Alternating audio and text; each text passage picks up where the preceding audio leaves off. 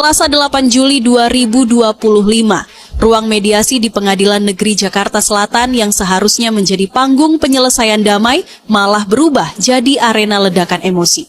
Nikita Mirzani, si ratu kontroversi yang tak pernah setengah-setengah bicara, datang dengan satu harapan, bertatap muka, beradu kata, dan menyelesaikan sengketa wan prestasi dengan Reza Gladys. Alih-alih bertemu langsung dengan Reza, Nikita hanya disambut tim kuasa hukum sang dokter. Dan bukannya membawa jawaban, tim ini justru dianggap membingungkan, tidak kompak, bahkan tak paham inti perkara. Hasil mediasinya tidak berjalan dengan baik karena si Rezanya sendiri tidak hadir, ya kan, yang diwajibkan harusnya dia hadir. Terus lawyernya juga tidak bisa ngomong, menjelaskan uang prestasi itu apa. Dibalik-balik, diputar-putar terus. Absennya Reza Gladys menjadi titik api kemarahan. Bagi Nikita, ini bukan sekadar bolos sidang. Ini soal tak adanya itikat baik. Bukannya menyelesaikan, Reza justru seolah memilih sembunyi di balik tameng pengacara. Momen yang seharusnya menjadi titik terang justru berujung gelap. Nikita yang sudah diberi izin hakim untuk mediasi langsung, malah merasa dipermainkan. Ya, bodohnya tuh mereka nggak sinkron gitu loh. Yang satu bilang di parkiran, yang satu lagi ngapain. Gitu.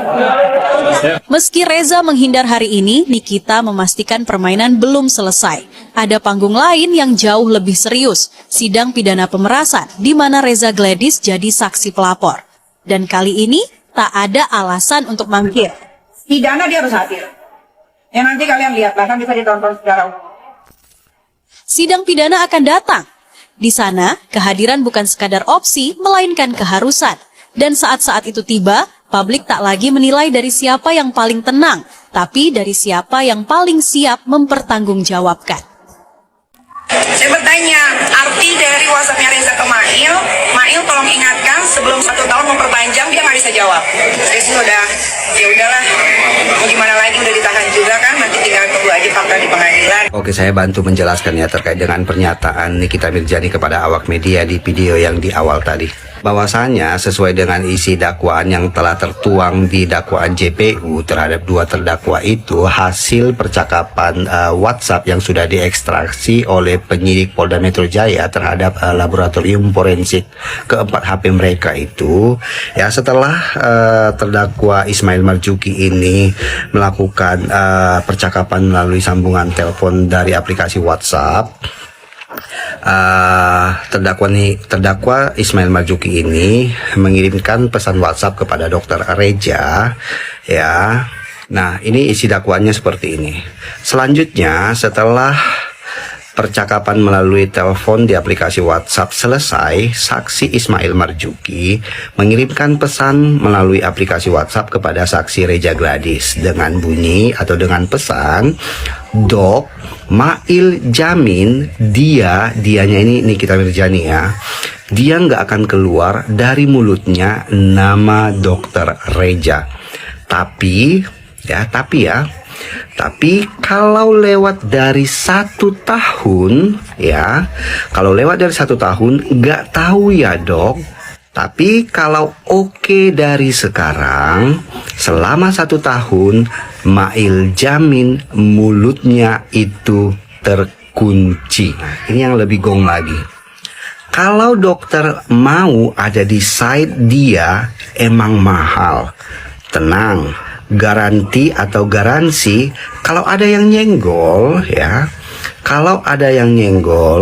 dokter dia yang maju sama Mail.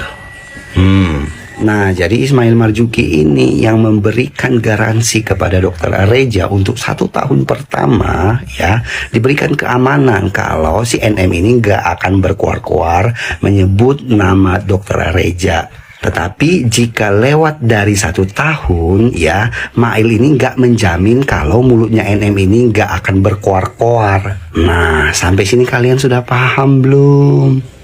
Mediasi Nikita Mirzani dengan Dr. Reza Gladys hari ini dinilai gagal alias deadlock. Nah, sahabat cendol, setelah menjalani sidang replik di perkara pidana, hari ini Nikita Mirzani diberikan izin oleh majelis hakim ya untuk mengikuti proses mediasi dalam perkara perdata di Pengadilan Negeri Jakarta Selatan. Jadi proses mediasi dihadiri langsung oleh pihak Nikita Mirzani sebagai penggugat lengkap dengan kuasa hukumnya serta kuasa hukum dari tergugat 1 dan tergugat 2 yakni Dr. Reza Gladys dan suami beliau.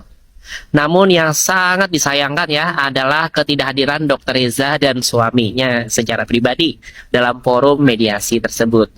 Padahal menurut peraturan Mahkamah Agung nomor 1 tahun 2016 ya, kehadiran pribadi para pihak ya, atau kehadiran prinsipal dalam proses mediasi adalah kewajiban hukum. Kenapa? Ya karena mediasi adalah bagian dari proses mencari solusi damai yang tidak bisa hanya diserahkan ke kuasa hukum, kecuali ada alasan sah dan disertai kuasa khusus untuk mediasi. Jadi gini sahabat channel, akibat atau implikasi ya dari tidak hadirnya prinsipal tergugat tanpa alasan sah, proses mediasi dapat dianggap gagal dan dicatat oleh mediator ya sebagai bentuk ketidakkooperatifan dari pihak tergugat. Yang perlu dicatat juga nih sahabat channel, jika penggugat dalam hal ini Nikita Mirzani ya tidak hadir, maka gugatan bisa langsung ditolak.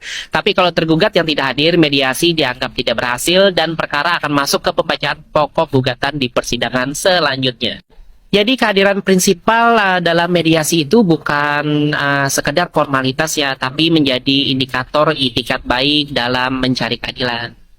Jika dari awal ya tidak hadir tanpa alasan yang bisa dipertanggungjawabkan, maka hal ini bisa menjadi catatan negatif dalam pertimbangan putusan hakim.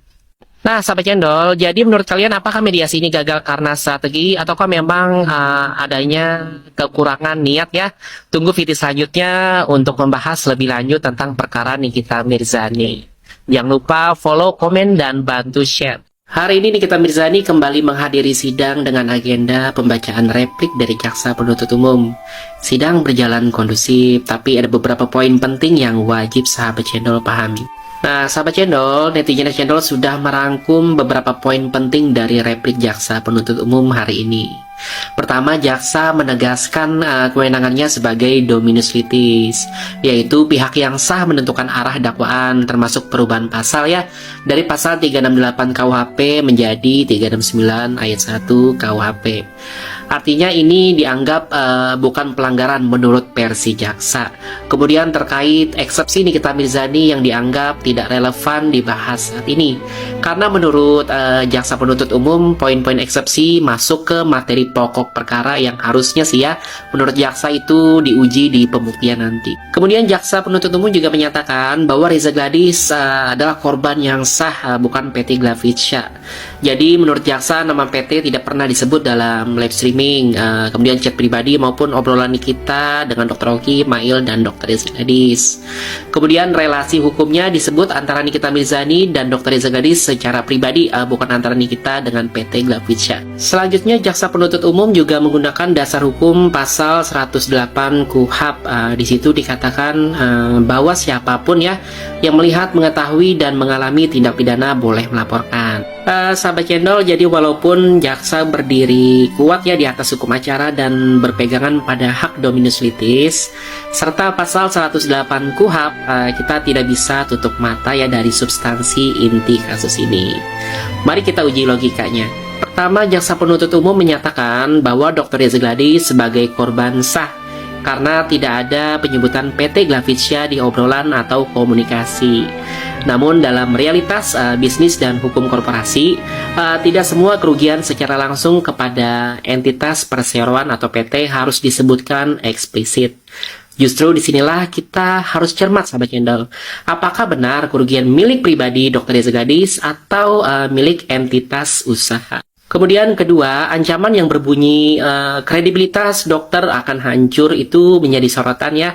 Tetapi alat ancamannya adalah foto produk skincare dari e-commerce. Jadi pertanyaannya, apakah foto produk dari e-commerce yang diduga bermasalah bisa dianggap sebagai ancaman terhadap kredibilitas profesi seorang dokter? Padahal yang saya ketahui ya, menurut etika profesi, dokter tidak boleh menjual produk secara berlebihan dengan embel-embel profesi. Jadi kalau saat itu Dr. Reza Gladys berdagang ya, menurut saya secara etik, ia bukan sedang menjalankan fungsi sebagai dokter tapi sebagai pedagang. Ketiga, jadi posisi Dr. Reza Gladys sebagai komisaris atau promotor produk juga perlu diuji, sahabat channel. Jadi di dalam struktur PT, komisaris adalah pengawas, bukan pelaksana operasional. Maka sulit untuk melekatkan ancaman terhadap pribadi Reza ya kalau yang diserang adalah produk komersial dari PT. Keempat, jadi Dr. Reza Gladys kan aktif ya berjualan produk Glavisya di TikTok pribadinya. Maka pertanyaan hukum yang layak kita uji adalah apakah benar reputasi profesi medis bisa hancur karena produk yang dia jual di luar kapasitas kedokterannya disoroti. Nah, dengan segala kerumitan posisi hukum ini, menurut netizen Cendol, replik jaksa penuntut umum memang solid secara prosedural, tapi substansi dakwaan masih goyah, sahabat Cendol. Jadi tantangan utama JPU adalah membuktikan bahwa Dr. Reza Gladys betul-betul korban secara personal, bukan hanya representasi dari kerugian entitas bisnis. Sebaliknya, tim kuasa hukum dari Nikita Mirzani ya memiliki ruang pembelaan yang cukup logis untuk mengaburkan hubungan langsung antara alat ancaman dan profesi dokter. Karena pemerasan harus bersifat personal, sahabat cendol, dan langsung dan nyata ya, bukan asumtif berdasarkan reputasi yang belum tentu berhubungan erat dengan tindakan pengancaman. Sahabat Cendol, mari kita ikuti terus perkembangan kasus Nikita Mirzani ini dengan kepala dingin dan pikiran kritis. Tunggu piti-piti netizen Cendol selanjutnya, karena kita akan membedah secara lebih tajam antara konsep korban, alat ancaman, dan kepemilikan dalam tindak pidana pemerasan. Jangan lupa like, follow, dan kasih pendapat kalian di kolom komentar.